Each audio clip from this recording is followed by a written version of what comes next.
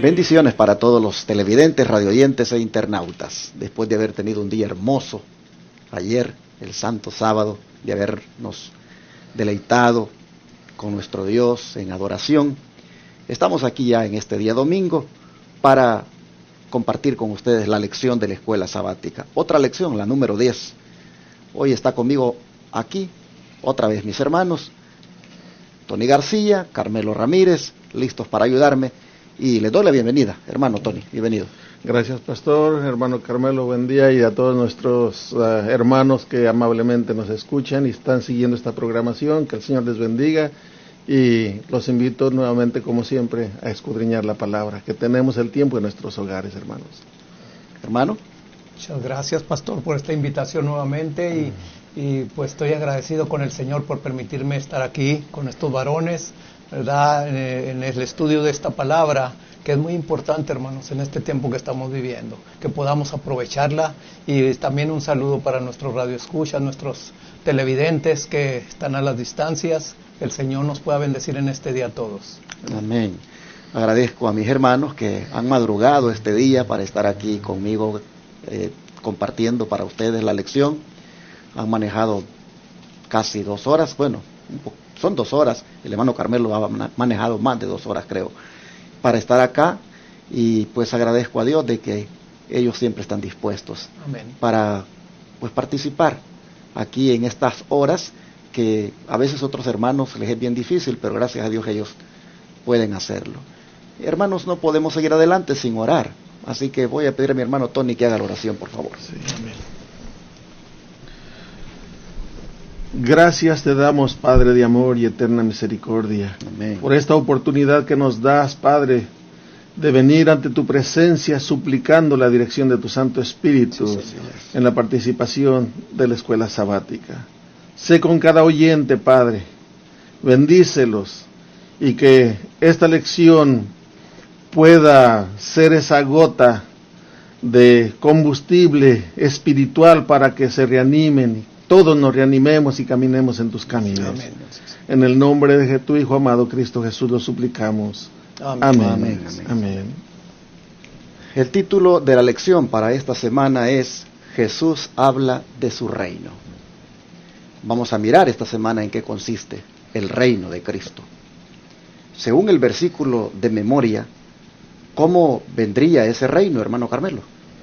Bueno, para eso vamos a leer en la palabra del Señor en Lucas 17, versículo 20 y 21. Que es lo que nos dice Lucas 17, 20 y 21. Dice de esta manera: y preguntándole los fariseos cuándo había de venir el reino de Dios, respondió y les dijo: el reino de Dios no vendrá con advertencia, ni dirán, helo aquí o helo allí, porque he aquí el reino de Dios entre vosotros. Aquí, ¿verdad?, estamos viendo realmente un diálogo entre los fariseos y los discípulos de Juan con Jesús, ¿verdad? Sobre el punto principal siempre, y como nosotros también lo hacemos muy seguido, ¿verdad? ¿Cuándo vendrá el reino de Dios? ¿Cuándo vendrá? Pero muchas veces nosotros malinterpretamos estas palabras, ¿verdad? Porque como dijo Jesús, el reino de Dios está entre vosotros. Así es que cada uno de nosotros, ¿verdad?, cuando recibe al Señor Jesús, el reino ya empezó en el corazón de cada uno. Interesante, hermano Tony, cuando estos fariseos hacen esta pregunta, ¿usted cree que estos están preguntando de una manera sincera? ¿O cree usted que realmente están burlándose de Cristo? Bueno, vamos a leer lo que dice aquí en el Deseo de todas las gentes, la página 467. Y esto va a ayudar a contestarnos. Dice: el reino de Dios principia en el corazón. No busquéis aquí o allí manifestaciones de poder terrenal que señalen su comienzo. Cuando se hace la pregunta que usted hizo, si era por discutir o por qué hacían esa pregunta o por qué se hacía esta pregunta, primero, por lo que se esperaba que fuera el Mesías. Ellos querían que el Mesías fuera un rey que gobernara, que los libertara de los romanos. Pero también tenían celos de Cristo Jesús. los fariseos. Y en esta pregunta, ellos como esperaban que fuera un reino común, el Señor, en lo que acaba de leer el hermano Carmelo, ahí menciona que ese reino no iba a ser un reino visible que se podía decir está aquí o está allí, para que fueran, porque comenzaba en el corazón. En otras palabras, el que quiere entrar en este reino va a entrar en un reino de amor, porque comienza en el corazón amando a nuestro Señor Jesucristo. Ese es el comienzo del reino, por eso comienza en el corazón, y no es palpable, no es visible para decir está aquí, está allí, como lo acabamos de leer. No busquéis aquí o allí manifestaciones de poder terrenal que señalen su comienzo, porque esto es en el corazón, y todos los que entremos en este reino del Señor van a ser en nuestro corazón. El que es corajudo, ese carácter tiene que cambiar. El que es celoso con su esposa o tiene ese carácter celoso, también tiene que cambiar, porque de lo contrario no vamos a entrar en el reino de Dios. Nosotros miramos a los fariseos haciendo la pregunta que cuándo llegaría ese reino. Bueno, creo definitivamente que su pregunta es a manera de burla, porque ellos ya habían llegado a la conclusión de que Jesús no era el Mesías. Y si usted ya sabe que cierta persona no es el Mesías y le pregunta ¿y cuándo va a llegar ese reino del que hablas?, pues su pregunta realmente es con un fin de hasta burlarse por sus aseveraciones. Sin embargo, Cristo deja de una vez claro, ¿verdad?, que su reino no es algo que está aquí o está allá, es decir, no está limitado geográficamente a un lugar. No estén pensando de que puede estar aquí en Israel o puede estar en otro lugar. Es que mi reino, dice el Señor, del que yo estoy hablando, no tiene límites. Está en el corazón de los que me reciben como su rey. Está en el corazón de todos aquellos que me hayan aceptado. Amén. Y en ese sentido, hermanos, debemos estar muy contentos, porque gracias a Él ya estamos en su reino. Amén. Ya nosotros le hemos recibido, ya nosotros, hermanos, le hemos aceptado, y eso, por lo tanto, nos da esa grande bendición de comenzar a disfrutar de su reino, porque su reino no es terrenal, su reino es espiritual. Cuando hablamos del reino, nosotros lo vamos a ver esta semana, que estamos hablando de dos fases: el reino de la gracia y el reino de la gloria. Y nosotros, pues por su gracia, valga la redundancia, hemos entrado en el reino de la gracia. La gracia de Cristo nos ha alcanzado, la gracia de Cristo nos ha salvado, la gracia de Cristo nos ha redimido, la gracia de Cristo nos ha perdonado. El reino de la gracia, ya nosotros estamos en Él y lo estamos disfrutando. Oh, como decía mi hermano Carmelo, estos fariseos tenían una idea de que si Jesús decía que era el Mesías, o sea, el Salvador de la nación, entonces tenía que haber llegado con pompa, tenía que haber llegado con ejércitos, tenía entonces que estar preparado para vencer a los romanos, someterlos y a cualquier otra nación que quisiera subyugar a Israel. Jesús se los aclara de una vez y le dice no, no es así. Más bien, como vamos a mirar a continuación, en el reino de Jesús, el Salvador, el Mesías, sufre por parte de aquellos a quienes ha venido a salvar. En el reino de Jesús, el Rey muere y va a morir a manos precisamente de esos que le están haciendo la pregunta. Es más, nosotros miramos a lo largo de su ministerio que de parte de esos que le están haciendo la pregunta, el Rey tiene una tremenda oposición. Y Marcos nos dice muy temprano en el capítulo 2, que Jesús aprovechó una ocasión para decirles anticipadamente de qué le iba a pasar a él como el Mesías, como el rey de ese reino, que él había venido a decir aquí: arrepiéntanse porque ya llegó.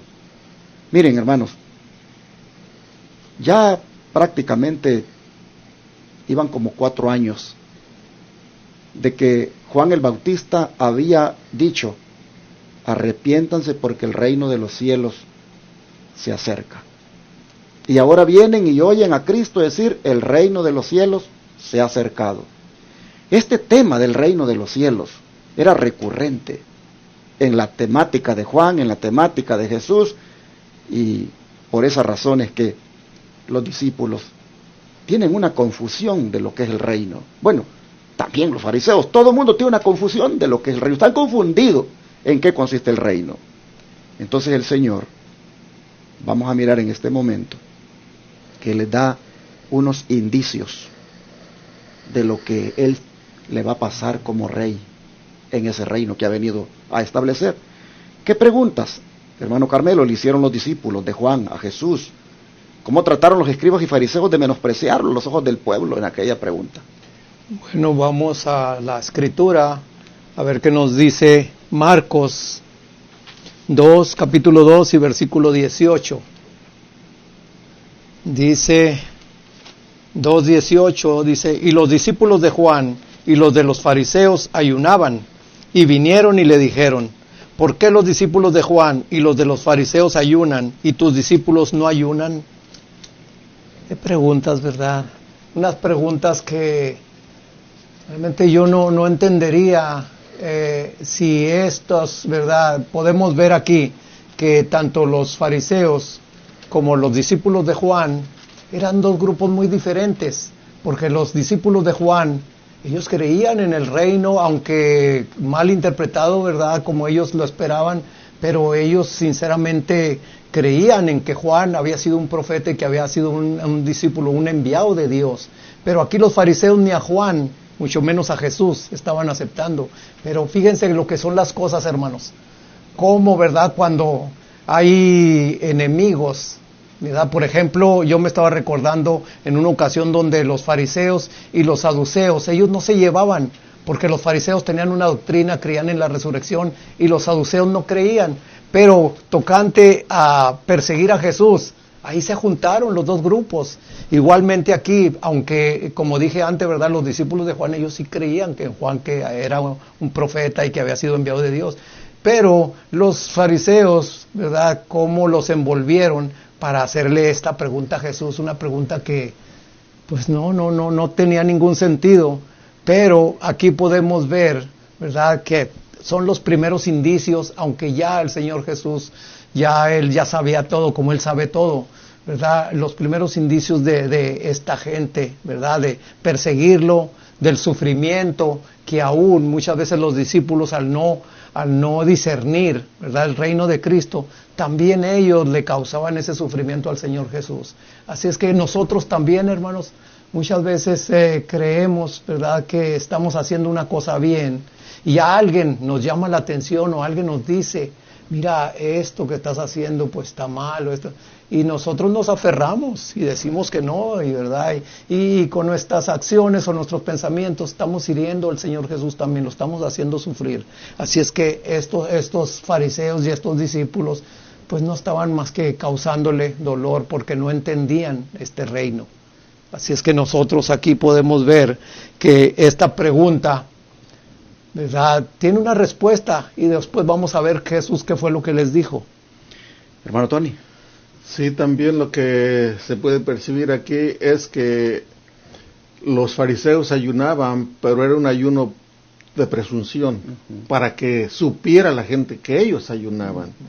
Los de Juan ayunaban tal vez sinceramente, porque Juan era guiado por el Espíritu Santo. Amén. Y sus discípulos eran guiados también siguiendo el ejemplo de Juan, eran más sinceros. Pero en sí, aquí vemos que los discípulos del Señor no ayunaban porque el Señor estaba con ellos, pero juzgaban los fariseos juzgaban al Señor y decían que era un hombre comilón y bebedor, era un hombre glotón, en otras palabras. Y ya había esa disensión, y de acuerdo a lo que dice allí, un primer indicio del sufrimiento del Salvador es que venían esas disensiones, estaban apercibiendo discordias, y que es lo que más hace sufrir a un líder, que en su propio grupo no hay armonía. Exactamente. Bueno, así nosotros miramos que el tema del ayuno es aquí utilizado para buscar una disensión entre los discípulos de Juan y los discípulos de Jesús. Sin duda, cuando los discípulos escucharon aquel cuestionamiento, era para entonces dudar de su maestro. Porque Juan, sus discípulos, siguen la regla que Juan les ha enseñado en cuanto al ayuno, pero este Jesús más bien come con los pecadores, come con los publicanos, se reúne con ellos. Esa cuestión, esa pregunta, es para meter una duda entre los primeros súbditos del reino que Jesús ya tiene. Aquí nosotros miramos, hermanos, que el liderazgo de la iglesia pues está buscando ver cómo estropea el reino. Está buscando ver cómo a los súbditos del reino que ya tiene Jesús se los pone en su contra. Miren qué tremendo cómo estos obran. Esto es algo que me hace pensar en cómo las cosas buenas Satanás las utiliza para causar división. Nosotros en la Iglesia Advenimiento decidimos que se hiciera un ayuno por mes. Y una cosa que pues es bueno hacer, qué peligroso sería que fuera eso una causa de división entre los hermanos. Porque tal vez el hermano Carmelo no ayuna y el hermano Tony sí ayuna, yo venga entonces y comience a juzgar y decir, el hermano Carmelo, él no está bien porque lo convocamos al ayuno y él nunca ayuna. Y el hermano Tony sí. A veces se da en las iglesias eso. Se hace del ayuno una causa de juzgamiento, de división. Yo por eso le digo a los hermanos, se designa un día para ayunar, pero eso es voluntario. Cada uno lo hace según su necesidad y nadie debe de estar cuestionando a otro si no lo hace, ni decir que es menos espiritual por eso. Es muy peligroso que caigamos en una actitud farisaica cada vez que llega un día de ayuno, en estar juzgando a los hermanos porque no ayunan o porque poquitos se quedan, o en estar haciendo creer que los otros son menos espirituales porque no ayunan. Mucho cuidado, no caigamos nosotros también en la actitud farisaica. Aquí vemos el tema del ayuno, ocupándolo los fariseos para cuestionar el reino, para estropear el reino, para poner a los súbditos del reino en contra del rey, que es Jesús. Ah, qué tremendo. Bueno, ¿qué dice el don profético allí en la lección? Sí, el deseo de todas las gentes, en la página 241, el comentario dice así: los fariseos buscaron luego a los discípulos de Juan el Bautista y trataron de levantarlos contra el Salvador. Esos fariseos no habían aceptado la misión del Bautista. Habían señalado con escarnio su vida abstemia, sus costumbres sencillas, sus ropas burdas, y le habían declarado fanático. Pero ahora que Jesús había venido y andaba entre la gente, comiendo y bebiendo en sus mesas, le acusaban de glotón y bebedor. Los mismos que hacían esas acusaciones eran culpables. Así como Satanás representa falsamente a Dios y le reviste de sus propios atributos, la conducta de los mensajeros de Dios fue falseada por esos hombres perversos. O sea que aquí dice que los fariseos buscaron luego a los discípulos de Juan el Bautista y trataron de levantarlos contra el Salvador. Qué tremendo. Detrás de todo esto, de este ayuno, estaba Satanás actuando. Y con lo que acaba de mencionar el pastor, si uno ayuna, es fanático. Y si no ayuna, es una persona que no le interesan las cosas de Dios. porque no obedece. En otras palabras, de todas maneras, no quedan satisfechos con ninguna de las dos posiciones. Viene Juan el Bautista y no comía ni bebía y decían, tiene este demonio, no come ni bebe. Y viene Cristo Jesús que comía y bebía y dicen, este es un hombre comelón y bebedor. No se le satisfacía de ninguna manera, pero todos tenemos que entenderlo, que detrás de todo esto está el enemigo. Y para nosotros, que debemos de ser ya maduros en las cosas de Dios, debemos de entender de quién viene todo aquello. En otras palabras, los chismes, todo lo que levante incomodidad, o sea, para desbaratar aquella obra del Señor que está levantando, viene de Satanás, y debemos de tener mucho cuidado, hermanos. Pero hermano Carmelo, Juan el Bautista y sus discípulos, pues en alguna manera estaban sus corazones preparados para recibir a Jesús como su Salvador. Podríamos decir que eran los primeros súbditos ya que el Espíritu Santo estaba alistando allí para ser parte del reino de Cristo. Pero ¿qué le parece a usted el hecho de que los fariseos, por la manera de vestir de ellos, que era sencilla, por su vida abstemia, que también, ¿verdad?, se dedicaban al ayuno, ¿qué le parece a usted el hecho de que los fariseos los llamaran fanáticos? Hoy en día también podrían a nosotros llamarnos fanáticos. Claro, pastor, precisamente en eso que usted está diciendo esta semana me pasó, ¿verdad? Entré a una tienda, a un supermercado, y ya otras veces lo había hecho, ¿verdad? En otros, uno trae sus vegetales, trae su comida, ¿verdad? De soya, ¿verdad? De comida sana. Y esta semana, al llegar yo a la caja, el muchacho se dio cuenta de lo que llevaba. Y ya cuando ya estaba yo por pagar, me dice, es raro, yo nunca veo que alguien traiga esos productos que usted trae. Le digo, bueno, es que yo trato de cuidar mi salud. Y aparte, y ya se me quedó viendo nomás, porque sí, se les hace raro, un bicho raro a uno, ¿verdad? Y en otra ocasión también, ¿verdad?, visitando una familia, tocante mi esposa y yo, llegamos, tocamos la puerta y ya pasamos, y siempre, ¿verdad?, platica uno de cosas, no entra uno en la palabra de Dios, pero sí platica uno de salud, platica uno de familia, y en esa ocasión esta señora habló algo de su salud, que ese día no había amanecido bien porque era una persona diabética y que tenía esto. Ya a mi esposa le digo, yo también soy diabética, pero dice, pero usted se ve que está delgadita, pero se ve que usted trae mucha energía, y yo amanezco sin energía. Y entonces estábamos hablando precisamente de salud y todo eso, de que ya habíamos dejado en un tiempo ciertas comidas. Entonces no sé en qué momento llegó una pareja allí y empezó a decirnos que el reino de los cielos no era comida ni bebida, y que esto y que el otro. Y yo le dije, sí, no es comida ni bebida, pero tu salud sí depende de tu comida y de tu bebida, ¿verdad? Entonces ahí luego veo yo aquí en esto cómo los fariseos buscan la manera de cómo, ¿verdad?, entrampar a Jesús, de cómo hacerle la vida imposible, y eso es sufrir para el Salvador, porque es el creador de todos, tanto de ellos como de nosotros.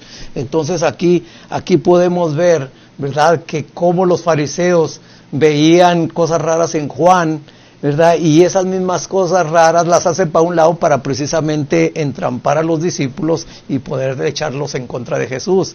Y así es hoy en día también, hermanos. Muchas veces la gente busca excusas, busca otras cosas, como les dije en esa ocasión cuando llegó esa pareja, empezó a atacarnos, ¿verdad?, de esa manera, cuando nosotros estábamos hablando de salud nomás sobre la señora. Entonces, pues aquí estamos en estos tiempos también, nosotros, cuando hablamos de salud, mucha gente, es más, esa misma pareja dijo, no, Jehová nos los va a quitar cuando estamos ya en el reino, ya Él nos va a quitar la carne y nos va a quitar todas esas cosas. Pero hermanos, si ahorita no lo hacemos, mucho menos, ¿verdad?, que nos diera esa oportunidad de estar allá, seguiríamos en la misma. Así es que tengamos cuidado con todo esto. Hermano Tony, ¿qué le parece a usted el hecho que diga acá que Satanás, así como representa falsamente a Dios y le reviste de sus propios atributos, también la conducta de los mensajeros, la falsea.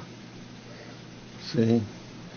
Es algo que entre nosotros le llamamos hipocresía, porque eso es lo que hace un hipócrita. El hipócrita, como decimos, tira la piedra y luego dice que él no la tiró, que el otro se la tiró a él. Eso es lo que hace Satanás. Todo lo que él es, se lo está poniendo que es Cristo Jesús, cuando él es el que está haciendo todo eso. Desgraciadamente, nosotros a veces inconscientemente estamos cayendo en esa trampa también, de que nosotros nos ponemos a acusar a otros sin antes pensar en lo que estamos haciendo cuando nosotros somos los causantes tal vez de aquello. Hermanos y hermanas, yo quisiera que ustedes se fijaran en quiénes son los que están estropeando el reino, en quiénes son los que están aquí buscando que ese reino no se edifique, que ese reino no crezca y que están buscando que comiencen a tener problemas con el Salvador. Miren ustedes quiénes son, los fariseos. Sí. ¿Quiénes eran los fariseos? Los líderes religiosos, los que sabían de Biblia, los pastores, hermanos, de la iglesia de aquel tiempo. Ellos están tratando de fanáticos a los primeros súbditos del reino, están falseando la conducta de los mensajeros que están prácticamente ya entrando al reino. ¿Y yo por qué estoy haciendo ver esto? Porque estamos viviendo en un tiempo donde la historia se está repitiendo. Hoy los pastores también del Israel moderno son los que están llamando fanáticos a los predicadores de sostén propio, a los que independientes de la organización se atreven a decir la verdad. No los bajan de fanáticos, de alarmistas y de extremistas. Y más bien, hasta en el púlpito le dicen a los hermanos, cuidado con hacerse ustedes fanáticos como lo están haciendo esos. Y empiezan a mencionar los nombres de los líderes que están llevando adelante la obra. Miren, hermanos, nosotros seamos guiados por el Espíritu Santo en esto de los cambios que hay que hacer.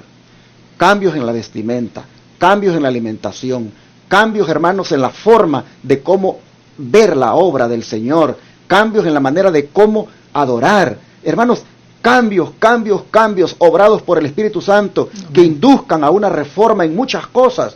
Si eso te dicen que eres fanático por eso, si los pastores te dicen que eres un fanático, hermanos, simplemente estás experimentando lo mismo que experimentó Jesús, los discípulos, Juan, los discípulos, cuando ese reino estaba llegando. Nosotros miramos que en el reino del Señor los mismos pastores lo estropean, los mismos pastores lo perjudican, los mismos pastores buscan que los súbditos sean vistos así, de menos, de una manera despectiva.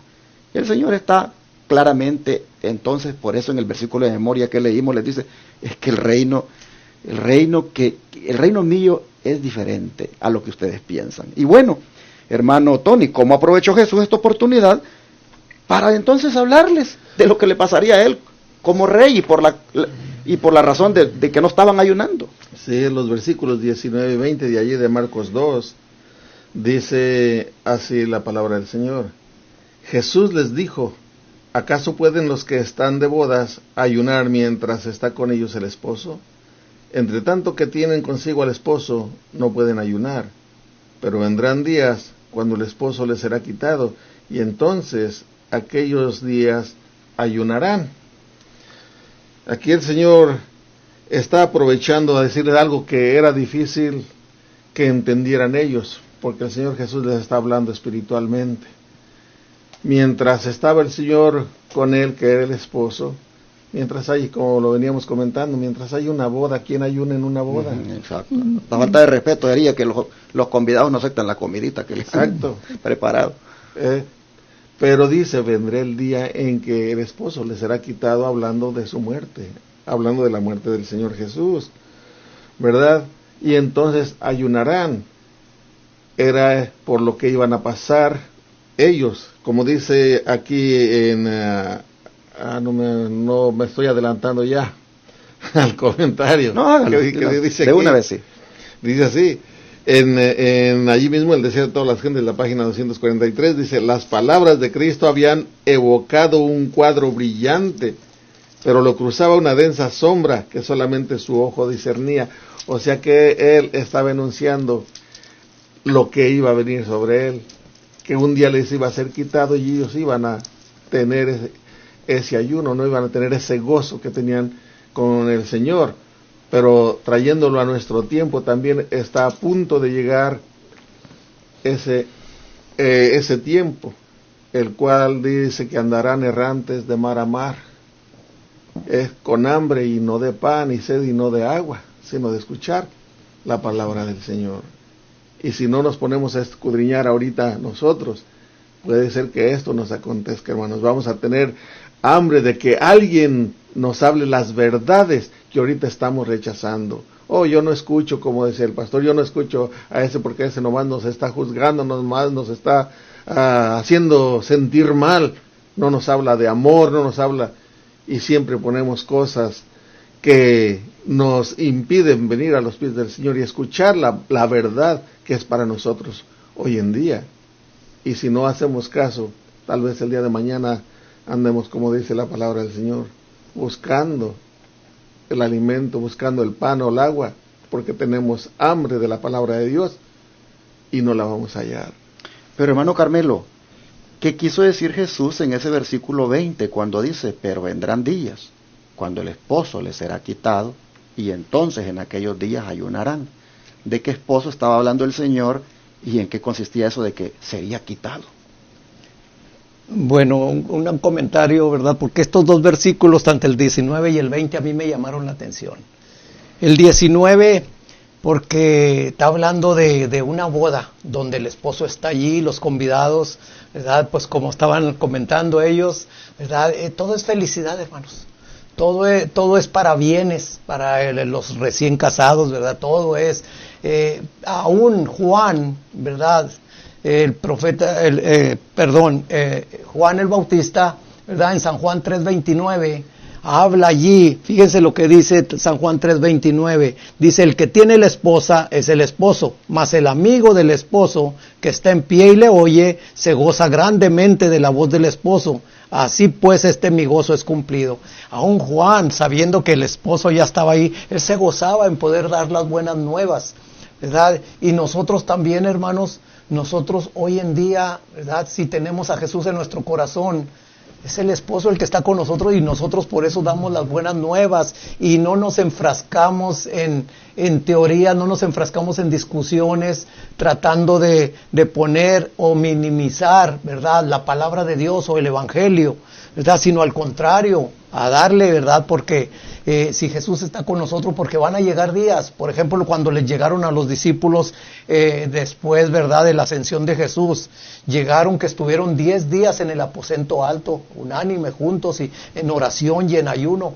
Así van a llegar esos días y no muy lejos están ya, hermanos, de que nosotros también vamos a tener que ayunar, ¿verdad? Cuando ya las cosas estén llegando a su fin, entonces sí van a ser los momentos más difíciles para nosotros. Pero el cuadro 20, ¿verdad? Nos lo dice como está diciendo aquí el siervo, ¿verdad? Precisamente Jesús estaba prediciendo ya lo que le venía encima, ¿verdad? Y lo que le vienen a sus discípulos en los últimos días de esta historia también.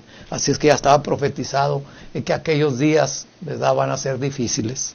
Así es, mis hermanos, nosotros hemos llegado entonces al final de la lección de este día, con este énfasis de lo que es el reino, de lo que le pasa al rey, y cómo, hermanos, en medio de estas circunstancias, pues uno se ve de alguna manera identificado. Miren, yo quisiera decirles de que nos mantengamos firmes en el reino de Cristo. Amén. Que nos mantengamos firmes, hermanos, obedeciendo a nuestro Rey, a Jesús, que nos mantengamos leales a nuestro Rey, que todo lo que este reino demande, hermanos, nosotros busquemos cumplirlo, aunque eso implique oposición, aunque eso implique persecución. Jesús, aquí en estas palabras, es el esposo que les sería quitado. Es decir, en el reino de Cristo el rey sería quitado, pero la palabra quitado en el griego es significa arrebatado con violencia. Y efectivamente, así fue el Señor, ¿verdad? Quitado de este mundo, arrebatado con violencia. Así el Señor, hermanos, sufría. En los primeros, digamos, capítulos aquí de Marcos nos está diciendo que el reino del Señor consiste en eso. Ahora, no estamos aquí, y quiero aclararlo, dando una impresión de que no creemos en el ayuno, o como que el ayuno no sirva de nada. No estamos para nada dando esa indicación. Creemos que el ayuno es una práctica que debe ser hecha, pero basada en una necesidad espiritual y como un acto de buscar más de corazón al Señor, pero que no se convierta tampoco eso en una tradición farisaica, porque allí estaríamos haciendo que el reino esté supeditado a una tradición farisaica donde el que no la practica, entonces se le cuestiona el hecho de que sea un verdadero súbdito. No, el reino de Dios no está basado en tradiciones. La práctica del ayuno es una forma de abstenerse de alimentos sólidos, para buscar que el cuerpo, la mente, todo el ser se dediquen a meditar más en Dios. Amén. A tener un encuentro con el Señor, y que esté completamente desprovisto de esa carga muchas veces que tiene el cerebro por los alimentos que se consumen, muchas veces pesados, y que de esa manera pueda captar, pueda discernir mejor su relación con el Señor. En ese sentido, nosotros promovemos también que sí lo hagamos, pero sin caer en esas reglas, en esos fariseísmos, porque allí estaríamos haciendo lo mismo que hicieron los fariseos. De manera que, apartándonos un poquito del tema del ayuno, porque el tema es en sí el reino, termino diciéndoles, gloria a Dios, porque estamos en el reino de Jesús. Amén. Estamos en el reino de su gracia, lo estamos disfrutando y lo vamos a ver ya esta semana, pero gloria a Dios también porque nuestro Rey, hermanos, nos amó tanto que murió por nosotros. Nuestro Rey nos amó tanto que por nosotros, sus súbditos, dejó que fuera quitado violentamente a cambio de que nosotros podamos un día disfrutar el reino de la gloria. Me estoy adelantando, por supuesto, en los temas, pero quiero dejarlo como base. Siempre me gusta dejar una base en el primer día de la lección. Vamos a orar y darle gracias al Señor. Amén. Por nuestro gran Rey y Salvador Jesucristo. Amén.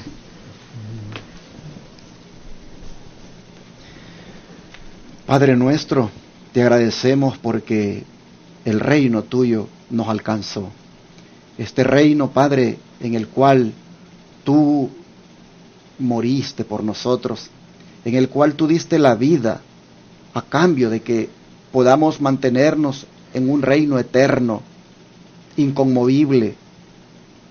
Ese reino, Señor, que será glorioso.